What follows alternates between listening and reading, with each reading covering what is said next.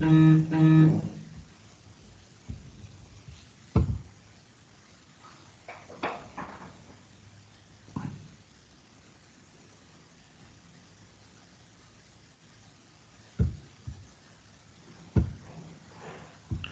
la pantalla, chicos? Sí, doctor. Sí, doctor. Sí, doctor. Perfecto. Entonces vamos a ver uno de los últimos capítulos de esto de interpretación electrocardiográfica básica, y es en lo que concierne a los trastornos hidroelectrolíticos en relación al electrocardiograma. Como se han dado cuenta, aquí todo es recordar, ¿no? Si nosotros recordamos lo que hemos hecho, es fácilmente entendible las clases, ¿no? O sea, la idea es tratar de hacer un remember de todo lo que hemos aprendido hasta ahora, ¿no?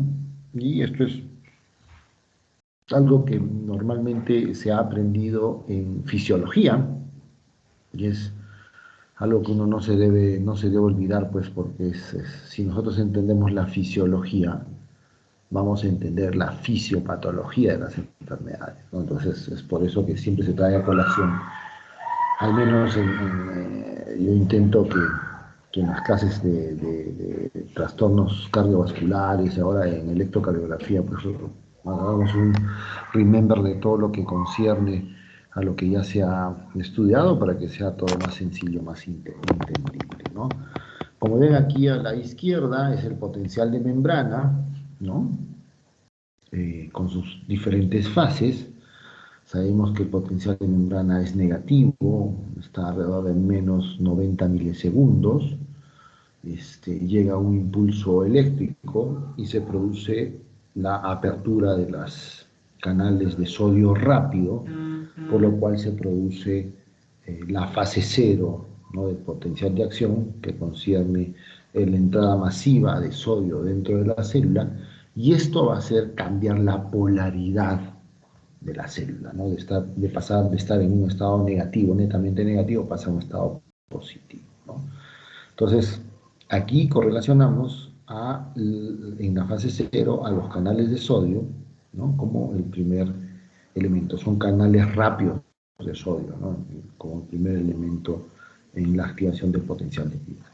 Posteriormente, se activan potenciales lentos de sodio, ¿no?, que todavía siguen ingresando sodio dentro de la célula, pero ya en menor cantidad a través de estos canales lentos, y comienza a salir un poco de potasio, por lo que comienza a entrar en una meseta, ¿no? Esta es ya la fase 1, este intercambio iónico entre la entrada a través de canales lentos de sodio y la salida a través de canales lentos de potasio, hace que el potencial de membrana, pues su electropositividad no aumente, sino como que como que se estanque, ¿no?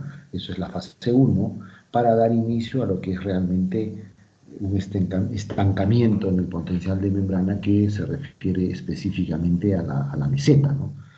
La meseta en el potencial de acción, pues, es la fase 2, ¿no? En esta fase 2 se abren los canales rápidos de calcio, comienza a ingresar calcio en gran cantidad, comienza a perder potasio en esta fase 2 en la meseta, por lo que la electropositividad de la célula se mantiene constante, ¿no? Por eso llega a un estado de meseta. Este intercambio rápido de la entrada de iones de calcio y la salida más o menos importante de iones potasio hace que la electropositividad se mantenga y estamos en la fase de meseta, en la fase 2, ¿no? Y en la fase 3, ¿no?, aquí comienza a salir en forma masiva a través de canales rápidos de potasio, comienza a salir el ion potasio de la célula, por lo que la carga positiva de la célula comienza a cambiar y comienza a entrar a su estado de negatividad rápidamente por la pérdida o la salida masiva de iones de potasio. Ya estamos en la fase 3, ¿no? Comienza a caer la carga positiva de la célula se comienza a tornar cada vez más negativa, hasta que llega a la fase 4, que es la de hiperpolaridad, donde el potencial de membrana pues alcanza el nivel normal de electronegatividad, que es de menos 90 milisegundos aproximadamente. A este nivel ya la salida de iones potasio no es tan intensa, hay una entrada, incluso comienza a entrar nuevamente potasio, por lo que este intercambio iónico a nivel de la fase, hacia la fase 4 hace que el potencial de membrana nuevamente alcance esta electronegatividad de 90 milisegundos y esté listo para una siguiente despolarización. Si nosotros llevamos esto al electrocardiograma, ya hemos visto, ¿no?, que el QRS, que está en relación directa a la fase sistólica en el ciclo cardíaco, básicamente depende de la fase 0 y la fase 1, ¿no?, que la fase de meseta, que es la fase 2, está en relación directa al segmento ST. Ya hemos visto en la clase anterior lo que son síndromes coronarios que se evalúan a nivel del segmento ST y de la onda T, ¿no?, y que este segmento ST está en relación directa a la fase de meseta 2, y que la onda T está en relación directa a la fase 3, ¿no?, del potencial de membrana, que también es otro elemento que interviene en los trastornos isquémicos, ¿no? La onda T, no se olviden que la evaluación de los trastornos isquémicos se hace a nivel del segmento ST y a nivel de la onda T, ¿no? También no olvidarse que a nivel del QRS, o sea, donde se encuentra todo el QRS, donde se encuentra el potencial de membrana en las fases 0, 1 y 2, estamos en una fase de no actividad, ¿no? Es una fase inactiva, ¿no?, periodo refractario absoluto, ¿no?, está despolarizada la mayor cantidad de las células, por lo que si llega un impulso a este nivel no va a haber estimulación. Fase refractaria absoluta. Y fase refractaria relativa, ¿no?, que concierne específicamente a la fase 3 del potencial de membrana, donde ya partes de las células se han repolarizado, por lo que cualquier estímulo a ese nivel podría desencadenar un evento eléctrico. Esto nos va a servir para entender qué sucede, pues, si hay alguna alteración hidroelectrolítica, para entender qué es lo que sucede en el electrocardiograma. Entonces, mucho ojito, ¿no? Los niveles séricos altos o bajos en los electrolitos, necesariamente tienen que causar una alteración en el electrocardiograma, porque, como hemos visto, el potencial de membrana varía en función a la salida y entrada de iones muy específicos: sodio, potasio y calcio, ¿no? Estos cambios que aparecen en el electrocardiograma tienen tres fenómenos en los cuales intervienen, como es la rapidez con la cual se está instalando el trastorno, la severidad del trastorno, ¿no?, y la presencia de fármacos que puedan potenciar o ser antagónicos del efecto que se va a producir por la alteración hidroelectrolítica. Entonces, estos elementos intervienen para determinar cuáles son los cambios electrocardiográficos que se pueden observar en los diferentes trastornos hidroelectrolíticos, ¿no? Por lo general, es muy difícil encontrar en forma aislada estos cambios. Generalmente estos cambios están asociados a un cuadro clínico específico, cambios hemodinámicos, como han visto. El potencial de acción básicamente se observa o podemos determinar que una determinada ion interviene en una fase específica del ciclo cardíaco, tanto en sístole como en diástole. Entonces, esto va a llevar necesariamente, si son estos cambios muy rápidos, muy intensos, muy severos, cambios hemodinámicos en el paciente. Entonces, ahí de la importancia de poder conocer estos cambios, ¿no?, para poder estar un paso adelante y poder prevenir, pues, de trastornos serios que le puedan suceder al paciente, ¿no?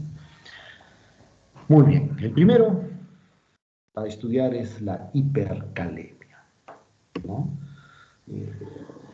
son niveles elevados de potasio en nuestro organismo, ¿no? Que pueden conllevar a trastornos en el electrocardiograma. Las causas de hiperpotasemia o hipercalemia son muy específicos, hay que conocerlos. Por ejemplo, en estados de pseudo hiperpotasemia encontramos cuando hay un suero hemolizado, ¿no? Cuando hay un trastorno que pueda producir hemólisis. En los pacientes que tienen exceso de plaquetas puede producir estados de pseudo hiperpotasemia. En pacientes que tienen una leucocitosis muy severa, las reacciones leucemoides, por ejemplo, son pacientes que puedan presentar alteraciones en el potasio, ¿no? Ya alteraciones específicas en sí en el ion potasio, podemos observarlo, por ejemplo, en la disminución de la excreción urinaria de este ion, ¿no? O sea que hay una alteración en su eliminación a nivel renal, y esto va a producir, se observa, por ejemplo, en insuficiencia renal, en la disminución del volumen circulante efectivo, ¿no? Que puede ser a través de presencia de insuficiencia cardíaca, a través de cirrosis hepática. En el hipoaldosteronismo podemos observar un incremento del potasio. Algunos fármacos incrementan el potasio, como son los inhibidores ECA, o sea, toda la línea de los inhibidores ECA está en relación directa a alteraciones en el potasio. Probablemente los de primera línea sean los que más alteren la concentración de potasio, llámense captopril, enalapril, ¿no?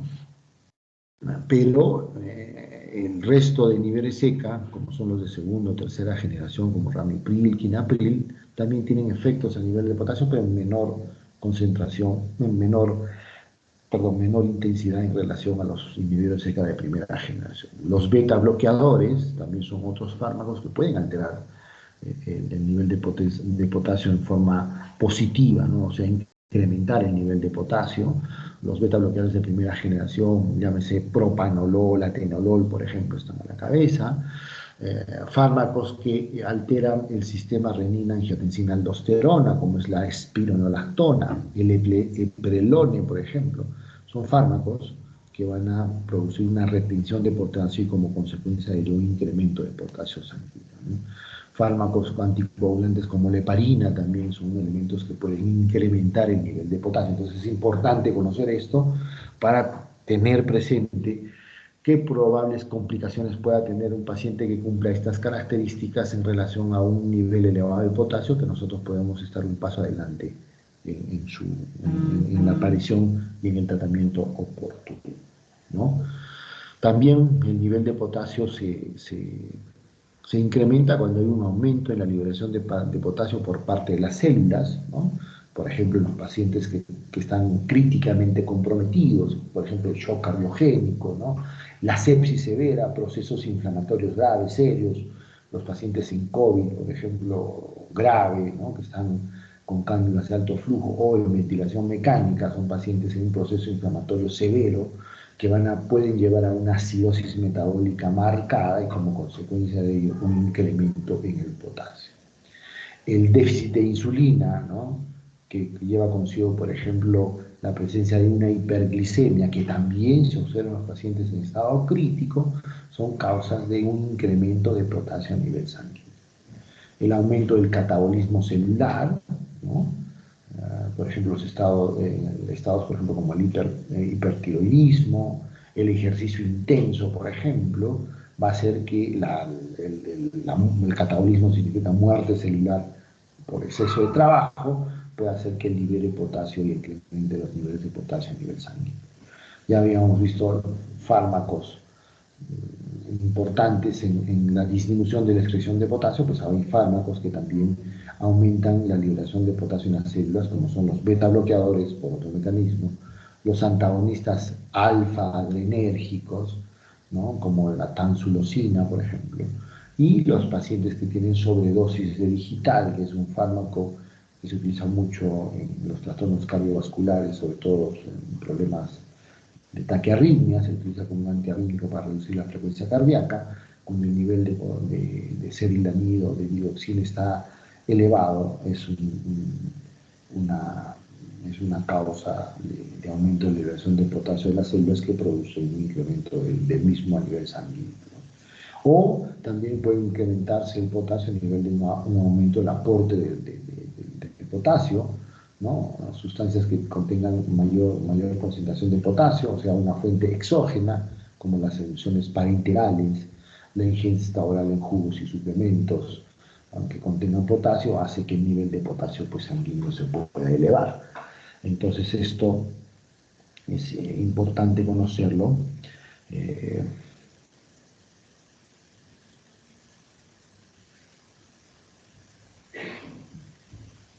es importante conocerlo para tenerlo en cuenta, como digo, cuáles son las posibles causas. Cuando uno tiene un paciente con hipercalemia, sospecha de hipercalemia, algunos de los trastornos que he mencionado son los causantes, entonces uno tiene que evaluar alguna alteración en la excreción a nivel renal, en una alteración en el aumento de la liberación de potasio por las células, o un aumento exógeno que pueda ser la razón por la cual el incremento de potasio sea el causante pues, del incremento del potasio a nivel sanguíneo, ¿no? Hablamos de hipercalemia, ¿no? Hablamos de una normocalemia, o sea, un paciente tiene potasio normal cuando los niveles de potasio están entre 3.5 miliequivalentes hasta 5 miliequivalentes de potasio sanguíneo. Esos son los niveles adecuados, siendo el valor, este, el valor máximo 5 miliequivalentes por litro de potasio a nivel sanguíneo, eso es lo normal. Y cuando hablamos de hipercalemia, pues como cualquier otro trastorno, tendremos que dividirlo dividirlo en diferentes graduaciones, como son el leve, moderado y severo. Hablamos de leve cuando el nivel de potasio en sangre está por encima de 5 y por debajo de 6.5, o sea, entre 5 y 6.5 miliequivalentes de potasio por litro en sangre. Hablamos de una hipercalemia leve. Hablamos de una hipercalemia moderada cuando el nivel de potasio está entre 7 y 8, y hablamos de un nivel severo cuando el potasio está por encima de 8 milicavalentes, ¿no? Ya más de 10 milicavalentes son incompatibles con la vida. Entonces es importante conocer esto para ver cuáles son los posibles cambios electrocardiográficos que pueda tener nuestro paciente, ¿no? Cuando hay hipercalemia, y esta hipercalemia o sea, todavía no rebasa los límites de severidad. Estamos, por ejemplo, que podemos tener ondas T picudas, simétricas, de base ancha, principalmente las precordiales, ¿no? El QT se acorta, ¿no? El QT se acorta, el PR se prolonga, pudiendo llegar a un bloqueo auriculoventricular, ¿no? Esto ya comenzamos a observarlo cuando el nivel de potasio está a un nivel moderado, ¿no? Con un QRS ensanchado por el bloqueo intraventricular que se observa, ¿no? Entonces observamos con niveles ya moderados de severidad, que se observa un QT corto, un PR prolongado, que puede producir un bloqueo AB, y un QRS ensanchado por el trastorno intraventricular. Y cuando estamos en rangos severos, ya podemos obtener una P aplanada, o sea, ya no existe onda P, se pierde el ritmo sinusal en el paciente. Hay una onda T muy picuda, un QRS ancho, y el paciente puede presentar disociación auriculoventricular, fibrilación ventricular y asistole, que son los dos últimos, son diferentes tipos de paro cardiorrespiratorio, ¿no? Y eso por el nivel de potasio, ¿no? Entonces, normalmente encontramos pues, que el nivel de potasio está entre 3.5 milicavalentes a 5 milicavalentes por litro, ¿no? El electrocardiograma teóricamente es normal. Cuando se incrementa el nivel de potasio entre 5 y 7, comenzamos a ver las ondas T picudas, habíamos visto, ondas T picudas, ¿no? La onda T comienza a ser más del 50% en comparación del complejo QRS en el cual está siendo evaluada, ¿no? Esas son T picudas, ¿no? Cuando el rango, incluso el PR se alarga un poquito, ¿no? El QT comienza a cortarse, cuando alcanzamos niveles ya severos, en más de 8 milicavalentes de potasio en sangre, el QRS se hace ancho, desaparece la onda P, ¿no? La onda T es mucho más grande, ¿no? Y en estados severos, ¿no? Aquí mismo en estos niveles de severos se puede observar taquicardia ventricular, asistolia, ¿no? Disociación auriculoventricular. Y cuando los niveles están por encima de 10 milicavalentes, pues casi es imposible que el paciente esté con vida, ¿no? Entonces, básicamente son los cambios, ¿no? De unos niveles moderados, que desaparece la onda P, el QRS comienza a ensancharse, la onda T es muy alta, y en casos severos desaparece la onda T, el QRS es mucho más alto, mucho más, la onda T es mucho más alta, y aparecen arritmias ventriculares como la taquicardia ventricular o la fibrilación ventricular o la sistolia, ¿no? Que son tipos de paro como consecuencia de la hipercalemia que pueda tener el paciente, ¿no? Aquí, por ejemplo, este paciente, ¿no? Es un paciente, observemos el electrocardiograma, hay una onda P pequeñísima, casi no se nota la onda P, ¿no? Es un ritmo sinusal, es una bradiarritmia, si uno mide el PR se ha prolongado el PR, el QRS es ensanchado, tiene onda T picuda, entonces esto es, en el contexto clínico del paciente uno debe sospechar en una hipercalemia más que moderada, ¿no? Ahí se comienza a alargar el QT, el PR está prolongado, el QR está ancho, ¿no? Y la valoración de la sospecha de hipercalemia va de la mano con la evaluación clínica, ¿no? Siempre algo que les digo yo a mis alumnos es que no, es recordar que nosotros no observamos pues, electrocardiogramas, ecocardiografías, radiografías, exámenes de laboratorio, nosotros valoramos pacientes, ¿no? Entonces el contexto clínico nunca está separado, ¿no? De los exámenes auxiliares. El electrocardiograma también es un examen auxiliar y no puede estar separado de la parte clínica. Entonces yo encuentro un paciente que tiene una onda P casi plana, casi desaparece, un PR prolongado, un QRS ancho, una onda T picuda, pues dentro de mis posibles diagnósticos está descartar una hipercalemia que se va a confirmar con un examen de laboratorio, ¿no? ¿No? O este paciente, por ejemplo, observen las ondas T altas, ¿no? Todavía se observa una onda P clara, ¿no? Entonces a este paciente podemos decir, este paciente puede tener una hipercalemia leve, ¿no? Entre 5 y 7 milicavalentes de potasio, ¿no? Si uno pide un examen laboratorio se puede confirmar ese hallazgo, ¿no? Aquí nuevamente la onda P ya comienza a hacerse más plana, por ejemplo en D3 casi no se reconoce, en D2 también está muy pequeña, ¿no? La onda T está alta, igual en B2, B3, es más allá del 50% del QRS, todavía el QRS es angosto, entonces esto todavía es una hipercalemia leve, ¿no? Cuando hay QRS ancho ya es moderado más que moderado, ¿no?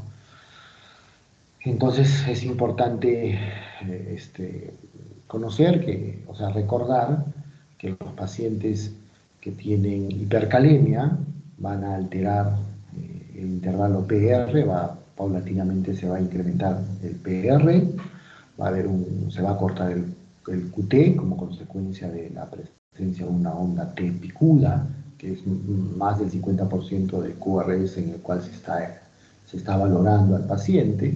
En este caso, si el QRS es angosto, estamos frente a un paciente todavía con hipercalemia leve. Cuando el QRS es ancho y todavía observamos la onda P, podemos decir que es un paciente que tiene una hipercalemia moderada. Y en el paciente que tiene una hipercalemia severa, no hay onda P, el QRS se mantiene ancho, el QT, la onda T es picuda, ¿no? Y probablemente después de este ritmo que encontremos, el paciente pueda desarrollar una sistolia, una fibrilación ventricular. Entonces es importante recordar estos fenómenos, ¿no? Para tener en cuenta cuáles son las posibilidades diagnósticas que uno debe plantear cuando uno está analizando un electrocardiograma de estas características y debe comparar con la clínica que tiene que tener el paciente para darle énfasis, ¿no? A ver, ¿quién me dice qué está viendo en este electrocardiograma? Quiero escucharlos, a ver.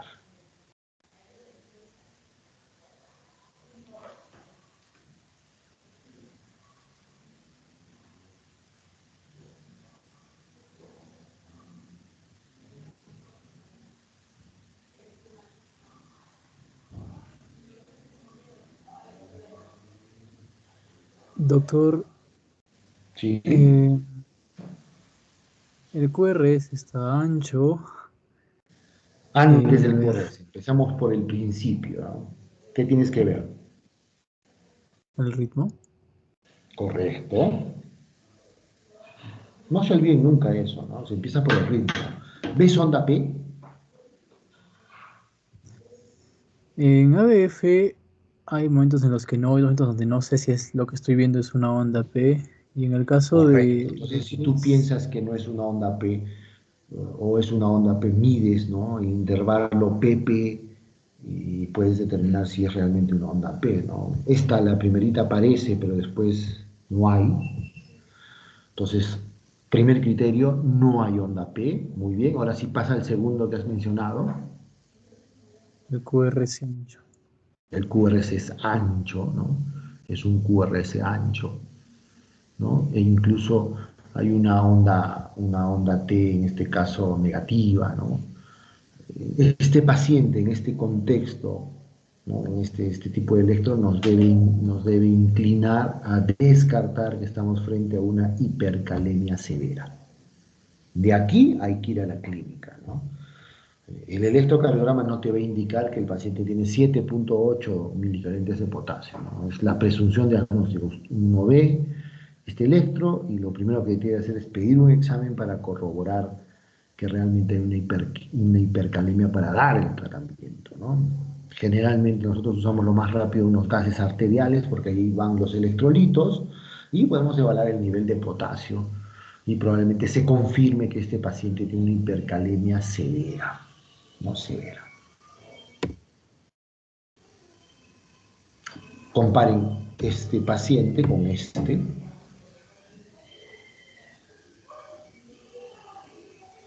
Son QRS anchos, parece que es incluso una taquicardia ventricular, no se ve onda P. El contexto de este paciente, el contexto clínico nos debe hacer sospechar que tiene una hipercalemia severa, ¿no? Probablemente sea un paciente con insuficiencia renal crónica, o es un paciente que ha sufrido una fricción muscular severa, un accidente de tránsito, un politraumatizado, ¿no? En el cual el compromiso de la masa muscular en grandes dimensiones hace que se libere mucho potasio, el potasio se incremente en forma seria a nivel sanguíneo y las consecuencias fatales de este paciente pueden ser trastornos cardíacos como consecuencia de hipercalemia, ¿no? Entonces es importante siempre tener en cuenta esa posibilidad diagnóstica. Y todos los cambios que hemos visto, ¿no?, que se producen en el electrocardiograma son producto de la alteración en la concentración del nivel de potasio a nivel de la célula, ¿no?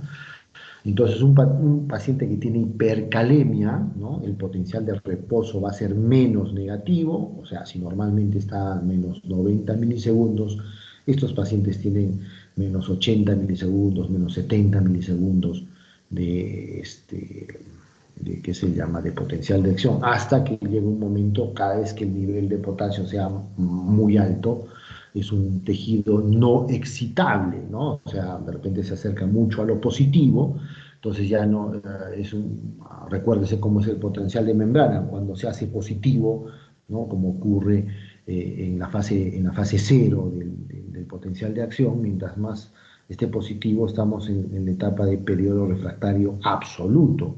Entonces, si un paciente tiene un nivel de potasio muy alto en sangre, el potencial de membrana es muy tirado a lo positivo. Si está muy pegado a lo positivo, va a llegar un momento que es no excitable y probablemente en ese momento el paciente esté cursando con una hipercalemia severa y sea la causa de la asistolia que tiene el paciente, ¿no?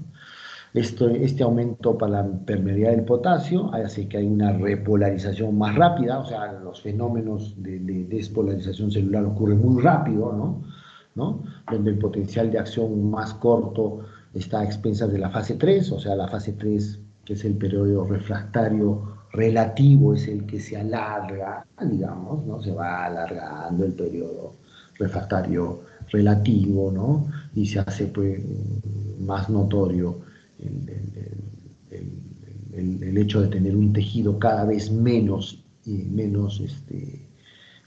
excitable, ¿no? Y la disminución de la pendiente en la fase 4, recuérdense que hay una fase de hiperpolarización que es la fase 4 hasta que recobre los 90 milisegundos, ¿no? A este nivel está entrando en forma masiva, que se llama el potasio, el intercambio de potasio, entrada y salida de potasio a nivel de la fase 4, hace que alcance niveles hasta de 100 milisegundos un ratito para nuevamente subir a menos 90, que es la pendiente, ¿no? La pendiente de repolarización a este nivel, que es la fase 4, en una fase normal. En un paciente que está causado con hipercalemia no existe esta fase de hiperpolaridad. Entonces esas son las razones por las cuales se producen las alteraciones a nivel de los diferentes elementos del electrocardiograma producto de alteración del ion potasio a nivel del potencial de membrana, ¿no? Su contraparte, la hipocalemia, ¿no? Se define como hipocalemia niveles de potasio por debajo de 3.5 miliequivalentes, ¿no? Habíamos mencionado cuál era la normalidad, de 3.5 a 5. Hipocalemia es menos de 3.5, ¿no? Las causas son comunes: pseudohipocalemia, bajo aporte, que es raro, redistribución transcelular y aumento de las pérdidas, que es lo más común, ¿no? Pérdidas, aumento a nivel de pérdidas renales o a nivel de pérdidas extrarrenales, como pueden ser la presencia de diarreas abundantes, náuseas y vómitos abundantes, ¿no? Entonces, dentro de las pérdidas extrarrenales tenemos vómitos y diarreas. Desde las pérdidas renales de potasio tenemos a nivel renal básicamente el uso exagerado de diuréticos, la presencia de diuresis osmótica, la hiperpotasemia con hipertensión arterial, el aldosteronismo primario, el síndrome de Cushing, la hipertensión arterial maligna, la hipertensión arterial vasculorenal, la presencia de tumores como reninoma, la hipertensión arterial esencial tratada con diuréticos de asa, el síndrome de Lindel, déficit de la 11 beta hidroxiesteroide deshidrogenasa, que es genético, ¿no? Hiperplasia suprarrenal congénita, hipopotasemia con normotensión arterial. Entonces hay diferentes patologías que pueden hacer que a nivel renal, la alteración sea a nivel renal y como consecuencia de ello haya una disminución del nivel de potasio a nivel sanguíneo, ¿no? Hay algunos fármacos que contribuyen a que entre en forma masiva el ion potasio hacia la célula, por lo cual los niveles de potasio en sangre disminuyen. Estos son la infusión de insulina endovenosa, por ejemplo, los agonistas beta-adrenérgicos, como por ejemplo el salbutamol, el fenoterol, pueden producir un ingreso en forma masiva del ion potasio a nivel de la célula. Los pacientes que puedan tener intoxicación con bario, ¿no? Se usaban mucho los contrastes con bario para hacer algunos tipos de radiografías, ¿no? Intoxicación con verapamilo, que es un calcio antagonista, y cloroquina, pueden producir hipocalemia, ¿no? El exceso de catecolaminas, por ejemplo, en las situaciones de estrés, ¿no? En cardiología, básicamente en los trastornos cardiovasculares, básicamente hay un trastorno que se llama la miocardiopatía transitoria de Takotsubo, ¿no? Que es una alteración miocárdica por estrés, que cursa mucho con hipocalemia, ¿no?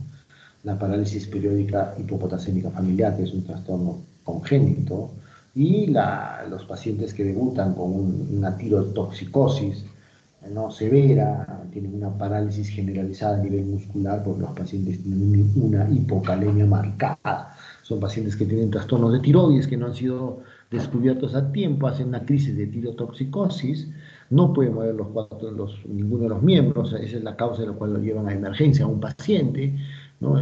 Se piensa en un trastorno a nivel medular, ¿no?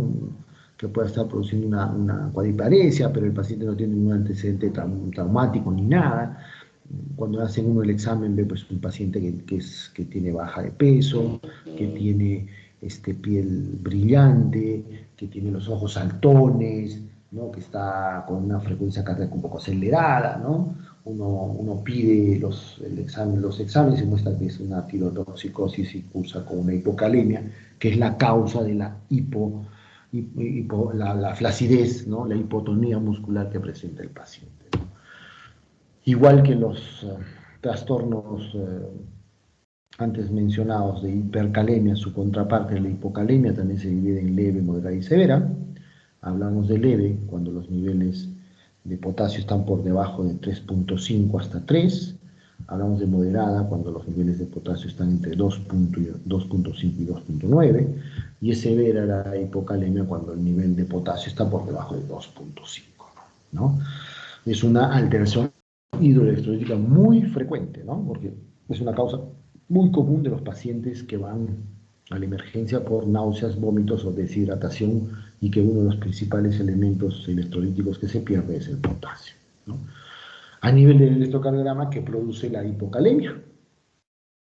Produce ondas T aplanadas o invertidas, hay cambios en la onda T, hay la aparición de la onda U, que es de mayor voltaje que la onda T, ¿no?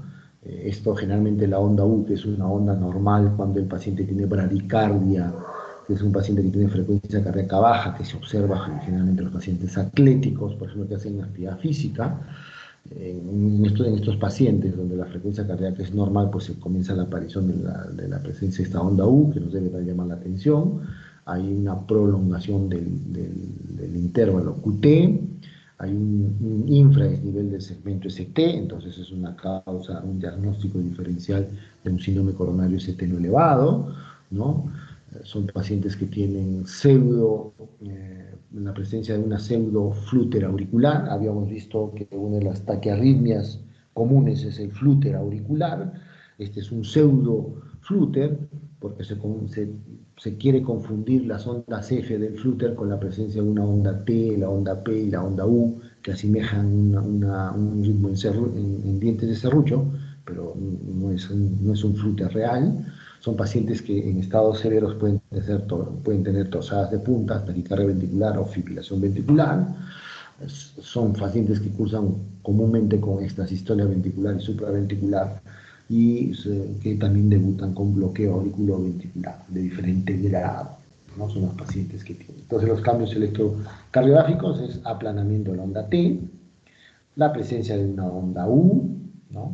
A medida que el cuadro de hipocalemia es más intenso, se comienza a producir depresión del segmento ST, la onda U comienza a ser en mayor amplitud que la onda T, ¿no? La onda T, esta es la onda U comienza a ser más grande que la onda T, y con estados más severos, pues la inversión de la onda T, ¿no? Completamente invertida. Entonces este es el diagnóstico de diferenciales con síndrome coronario ST no elevado. El contexto clínico es el que diferencia uno de otro, ¿no? Como ven, el electrocardiograma sigue siendo solo una ayuda diagnóstica. La clínica es la que puede poder diferenciar. Si uno ve un electrocardiograma con esta imagen y le dicen que el paciente le duele el pecho y tiene factores de riesgo, entonces antes que una hipocalemia yo pensaría en un síndrome coronario ST elevado, ¿no? Pero si me dicen que es un paciente joven, ¿no? Que ha presentado un despeño diarreico severo por una intoxicación alimentaria de fin de semana, ¿no? Entonces yo pensaría en un paciente de ese tipo que este infradesnivel del ST se debe más a la presencia de una hipocalemia. Entonces hay algunas consideraciones importantes a tener en cuenta, como por ejemplo los cambios electrocardiográficos en general aparecen con niveles por debajo a 3.2, ¿no? O sea, desde estados leves de hipocalemia ya comienzan a aparecer los cambios electrocardiográficos. Se considera significativa una onda U con una amplitud de 1 milivoltio más, o que supera la amplitud de la onda T en la misma derivación para hablar que es una onda U patológica como consecuencia de la presencia de una hipocalemia. O sea, la amplitud debe ser mayor a un milivolt, un cuadradito, ¿no? O que supere en la amplitud a la onda T en la misma derivada. O cuando la frecuencia cardíaca es rápida, la onda U puede aparecer metida en la onda T como una melladura. Entonces vamos a observar como una especie de onda T más grande de lo habitual, donde no es pues una onda T pura, ¿no? Es la convergencia de la onda T más la onda U que se ha metido dentro de la onda T como consecuencia de una frecuencia cardíaca elevada, ¿no? Entonces, por ejemplo, este paciente, observemos, ¿no? Tiene onda T, onda P en D2, D3 ABF, es positiva, le sigue a todos ellos un QRS efectivo, diciendo que es un ritmo sinusal, ¿no? Pero comencemos a observar en el segmento, en la onda T, este es el QRS, la onda T, y aparece una onda U, en un paciente que tiene una frecuencia cardíaca alrededor de 90, 100 latidos, entonces no es común encontrar una onda U en un paciente con esta frecuencia. Ya hemos dicho que la U fisiológica se puede presentar en estados de bradicardia, entonces cuando observamos una onda U en un paciente que tenga una frecuencia cardíaca dentro de lo normal, tirada a la taquicardia, pues nos debe llamar la atención. Probablemente este paciente, por la presencia de la onda U, esté cursando con una hipocalemia más que leve, ¿no? ¿No? En este caso, por ejemplo, en este paciente, la onda T y la onda U, entonces asumimos que todo esto es la onda T, pero básicamente es la simbiosis de la onda T más la onda U, ¿no? Se dice acá, por ejemplo, onda T y la onda U en amplitud es mayor de 1 milímetro, un cuadradito, y es mayor en amplitud de la onda T, entonces eso es patológico en el paciente, entonces esto nos debe llamar la atención, este paciente debe tener una hipocalemia importante, ¿no? Y acá comenzamos a observar que ya comienza a aparecer un infradesnivel del ST, la línea isoeléctrica es esta, y observen el punto J está por debajo, entonces ya se comienza a insinuar un infradesnivel del ST, entonces este paciente puede tener una hipocalemia moderada o más que moderada, ¿no? Y aquí, por ejemplo, este paciente, que es un electrocardiograma muy didáctico, observen la onda P, ¿no? Es un ritmo sinusal, la onda P en D2, D3 ABF, va a seguir un QRS efectivo, la frecuencia cardíaca está alrededor de 100 latidos por minuto, ¿no? Y comenzamos a observar un infradesnivel del segmento ST con una onda T muy grande, muy ancha, ¿no? Si uno mide esta onda T, no sé, mide más o menos unos 8 cuadraditos. Esta onda T no es pura, aquí adentro está metida también la onda U, por eso se mira tan ancha. Entonces, en este paciente uno debe sospechar en una hipocalemia, de repente severa, ¿no? En el contexto clínico nos va a dar la razón, son pacientes que además presentan arritmias ventriculares, como es este caso, ¿no? Está teniendo un ritmo apurado y después se acoplan 3 latidos de esta sistolia ventricular porque son de QRS ancho, ¿no? Hay una pausita, vuelven a aparecer 3 latidos, una pausita, sale un ritmo sinusal, una extrasistolia ventricular y nuevamente vuelve a su ritmo. Entonces este paciente con arritmias ventriculares, ¿no? Con infradesnivel del segmento ST, con una onda T aparentemente ancha, más grande de lo habitual, hay que descartar una hipocalemia, probablemente el cuadro clínico va a ser muy didáctico, ¿no? De repente nos dice que es un paciente que está cursando con vómitos explosivos en una buena cantidad de tiempo y la causa de este electrocardiograma sea la hipocalemia, que se confirma con examen de laboratorio, ¿no? Entonces, en resumen, una hipocalemia, ¿no? Va a producir un infradesnivel del segmento ST, va a producir la presencia de una onda U, esta onda U patológica se denomina así porque es más de 1 milímetro, un cuadradito de altura y siempre supera en amplitud a la onda T, en algunos casos se mete dentro, esta onda U se mete dentro de la onda T y parece una onda T única muy ancha, ¿no? Que es la causa, ¿no? la razón de la cual llama la atención una onda T empastada, muy ancha, de que nos hace pensar que el paciente está cursando con una hipocalemia. Hay cuadros muy leves sobre, pueden hacer prolongar levemente el PR, pero son casos o sea, hace prolongar el PR en forma muy leve, igual que la amplitud de la onda P, generalmente no tiene tanta alteración en la onda P. Las alteraciones en la hipocalemia más son el segmento ST y la presencia de la onda U, ¿no? De la hipercalemia, ¿no? Sí hay aplanamiento de la onda P o desaparece la onda P, el QRS se hace ancho, la onda T se hace muy alta, picuda, ¿no? Pueden aparecer arritmias ventriculares como taquicardia ventricular y asistolia en el contexto de un paciente que está cursando con hipercalemia. Muy bien, entonces, ¿qué sucede en la hipercalemia, ¿no? En nuestro potencial de acción? Como no hay potasio, el potencial de acción es más prolongado, ¿no? Se prolonga más el potencial de acción, entonces la repolarización es más lenta, el potencial de acción es más largo y cóncavo, ¿no? Tiene mayor tiempo de duración, el cual hace que se diferencie el PR y el PU, o sea, comienza a aparecer en la onda U, ¿no? La cual es pequeña, lo que implica un aumento de la excitabilidad, ¿no? Se prolonga el periodo refractario al tener una onda T tan amplia como consecuencia de la sumatoria de la presencia de la onda U, el periodo refractario relativo es más amplio, la probabilidad de arritmias es muy común en estos pacientes, ¿no? Por eso es que aumenta la excitabilidad en estos pacientes, ¿no? También hay una baja velocidad de conducción y se genera dispersión de la refractariedad, porque los cambios en el potencial de acción no son homogéneos en el corazón, ¿no? Esto va a conllevar que el paciente tenga probablemente frecuencias cardíacas un poco tiradas a la taquicardia, ¿no? Es el contexto clínico del paciente de hipocalemia, ¿no? Nuevamente, para no olvidarse, ¿no? ¿Qué sucede con el paciente con hipocalemia?